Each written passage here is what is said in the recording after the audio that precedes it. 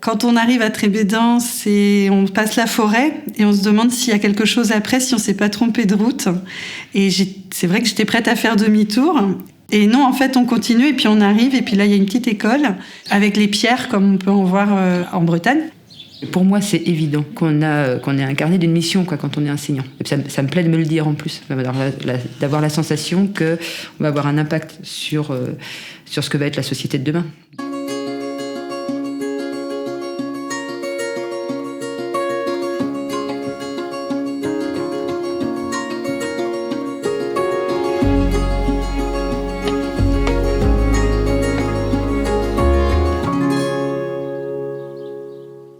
Rien ne me prédestinait à devenir enseignante au départ, c'est pas un rêve de petite fille ou comme certains pourraient avoir. Mais ce que je savais depuis très tôt, c'est que je voulais travailler avec des humains. Et un jour, c'est devenu une évidence, en fait, suite à des rencontres avec d'autres enseignants, des moments passés dans des classes. Un jour, je me suis dit, mais c'est là, ma place, c'est là. Et c'est comme ça que c'est arrivé. Mais c'était vraiment l'idée de travailler en lien avec des humains. En fait, j'ai voulu être enseignante en sortant du CM2. Et enseignante juste en primaire. J'ai dit, je serai maîtresse. Quand je serai grande, je serai maîtresse. Donc ça, il y a plein de petites filles qui le disent. Et moi, c'est resté tout le temps. Voilà. Et globalement, mon premier jour de classe a été à peu près comme j'imaginais. J'ai fait des études scientifiques, un IUT à Lannion, et pour devenir en fait technicienne ou ingénieure. Et l'enseignement m'est arrivé aussi, du coup assez vite, du fait que ma mère était enseignante aussi. Mon père était éducateur spécialisé. Donc c'est vrai que je suis revenue un peu aux sources finalement. Alors Lévi et Julie, vous allez faire les constructeurs pour cette partie-là. Et Nola et Kevin, vous allez faire les calculateurs. Là, on a dit que la Vénus. Là, on a fait plus 8, plus 20. Donc je suis arrivée à l'école il y a 20 ans. Et donc on est arrivé la même année avec Valérie. Et en fait, d'un point de vue très pratico-pratique, l'école était vraiment pas dans un état très, très reluisant. Voilà. Tout était fait pour que les enfants s'y sentent bien malgré tout, mais il y avait du travail. Et puis, les gens n'avaient pas forcément une perception très positive de l'école.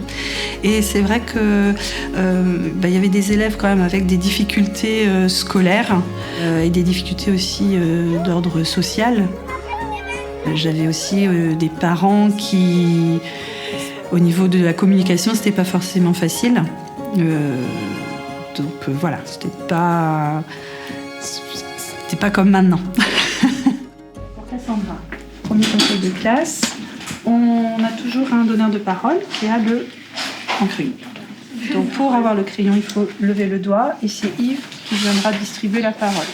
Le but du conseil de classe, en fait, c'est on va parler un petit peu de ce qui se passe dans l'école, dans la classe, dans la cour, d'accord ? Et si on a le temps, on pourra aussi parler de nos projets. Alors, comme on est en fin d'année, comment les projets sont finis, d'accord ?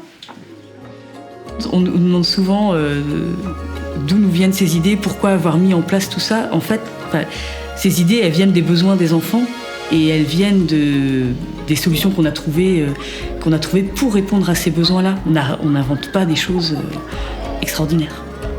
En tout cas, moi, je ne m'identifie pas dans une pédagogie, que ce soit Montessori, Freinet, voilà, parce que en fait, effectivement, il y a des besoins dans la classe, dans la cour, enfin dans l'école, et on essaye d'y répondre, et donc on va essayer de trouver des solutions par rapport à ça. L'axe fort qu'on met sur l'école, donc sur l'école de Trébédan, c'est de faire société. Faire société aujourd'hui pour que l'image de la société qu'on renvoie aux élèves et qu'on souhaite qu'ils construisent demain, ce soit celle-là. Donc dans faire société, il y a le soi, donc sa propre relation à soi-même. Il y a les autres, donc la relation à l'autre et soi, qu'est-ce qu'on est pour les autres et qu'est-ce que les autres sont pour nous. Et il y a la relation avec l'ensemble des acteurs, des partenaires qui vont travailler avec nous. C'est-à-dire qu'on n'est pas une société autosuffisante.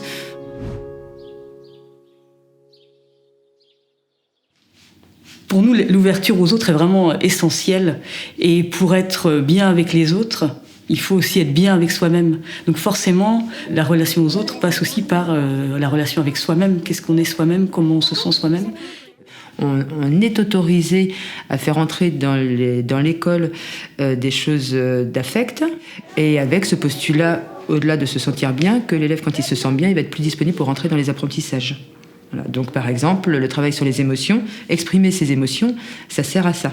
Et aussi, parfois, quand on est très en colère et qu'on explique la chose à quelqu'un, ça nous calme un petit peu. Même si on a encore de la colère, ça va mieux, ça va un peu mieux parce qu'on leur dit, et au moins, ils peuvent pas faire comme si on leur avait rien expliqué et ils comprennent pas. Alors, Milia, tu t'es mise dans le plus de la colère. Jacques, en fait, ce matin, il me suivait partout et je me suis mis très en colère. Alors, j'ai dit, Jacques, arrête de me suivre. Et il a dit, bon, d'accord. Ok. Donc, tu n'es plus en colère, Milia ? Oui. On favorise énormément l'autonomie des élèves. C'est-à-dire que, et j'entends autonomie, ça veut dire qu'ils puissent savoir où aller et à qui s'adresser, quels outils ils peuvent utiliser pour résoudre leurs problèmes à eux. S'ils sont bloqués sur un exercice, à qui ils vont demander ? Où est-ce qu'ils peuvent aller chercher l'information ? Et quel outil utiliser ? Mais il ne faut pas croire que c'est du coup hyper libre. Mais il y a des parents qui se sont posés cette question-là aussi, du coup, quand on présente la démarche. Mais ils se disent, mais ça veut dire que les enfants, ils parlent quand ils veulent, ils se déplacent comme ils veulent, mais qu'est-ce que c'est que cette école où il n'y a pas de règles ? Alors qu'en réalité, si, il y a plein de règles. Mais il y a des règles du collectif en tenant compte de l'individu. Moi, je préfère plutôt travailler à plusieurs. Au moins, quand tu as besoin d'aide, tu dis à la personne « Est-ce que tu peux m'aider ?» ou un truc comme ça. Au moins, il va pouvoir t'aider, tu vas plus vite comprendre que quand tu es tout seul, tu vas être dans ton coin en mode « Oh, je sais pas » ou un truc comme ça.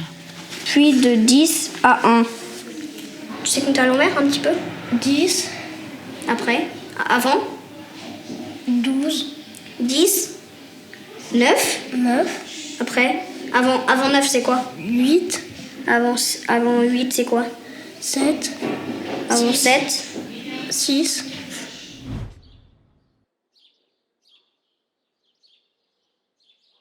Effectivement, le fait que les enfants rencontrent d'autres personnes comme le club de l'amitié, les enfants de l'IME, les gens de l'EHPAD ou même d'autres écoles, des gens de la commune aussi, ça permet de se rencontrer, de se connaître et en fin de compte se rendre compte qu'on n'est pas différent, qu'on peut communiquer. Et effectivement, ça se fait dans l'école, mais une fois qu'on est en dehors de l'école, ils se connaissent. Et comme disait un monsieur du club de l'amitié, je suis content parce que quand je rencontre le petit garçon, il me dit bonjour maintenant, à Trébédan. Et ça, c'est super chouette. Nous, ça nous fait plaisir parce qu'ils n'ont pas souvent des visites. Et je pense que nous, ça nous fait plaisir et eux aussi. Parce que comme ça, on peut faire des activités ensemble et ça nous amuse. Des fois, on rigole. Dans tout ce qui est mis en place dans l'école, rien n'est très compliqué en fait. Après, on ne fait pas tout d'un coup. Nous, ça fait des années qu'on est là. Donc, c'est commencer par quelque chose. Quand on commence par le message clair et qu'on se rend compte que ça fonctionne, après, ça donne aussi des ailes pour... Tiens, si on tentait une autre petite aventure, je vais essayer telle chose. Ah oui, ça fonctionne aussi. Allez, on continue.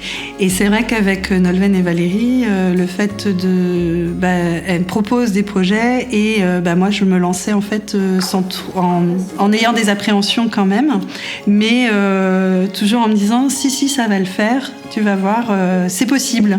Mais moi, j'ai un tempérament comme ça où je suis très frileuse au départ et je me pose trop de questions. Et en fait, il faut juste se lancer, en fait. Voilà.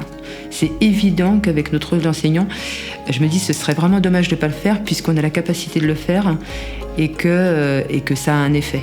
Voilà. Donc je peux attester. Alors, c'est pas chiffré. Mais ceci étant, sur la prise en charge des élèves, la gestion de ces petits conflits, les relations qui se passent au sein de l'école et avec l'extérieur, ça fonctionne. Donc ce serait dommage de s'en priver et que c'est ma conviction pour ce qu'on doit faire. On se demande si effectivement ça va servir plus tard. En fait, la question c'est plutôt est-ce que ça leur sert ? Et ça, c'est quelque chose qu'on n'arrive pas à quantifier, à savoir.